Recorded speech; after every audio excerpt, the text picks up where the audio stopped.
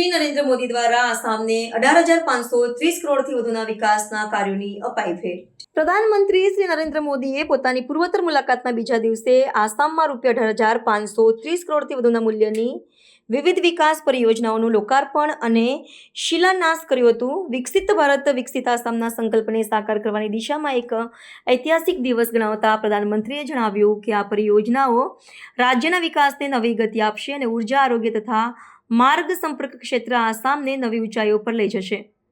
આ મુલાકાત દરમિયાન પ્રધાનમંત્રીએ ગોલાઘાટ જિલ્લાના નુમાલીગઢ ખાતે ભારતના પ્રથમ વાંસ આધારિત જૈવ ઇંધણ બાયોઇથેનોલ સંયંત્રનું ઉદ્ઘાટન કર્યું। ઉપરાંત તેમણે ₹7,230 કરોડના ખર્ચે નિર્માણ પામનાર પોલીપ્રોપિલિન એકમનો શિલાન્યાસ પણ કર્યો હતો। આ ઉર્જા પરિયોજના આસામને સ્વચ્છ ઉર્જાના ઉત્પાદનમાં અગ્રણી બનાવશે અને સ્થાનિક ખેડૂતો તેમજ યુવાનો માટે રોજગારીની વિપુલ તકોનું સર્જન કરશે।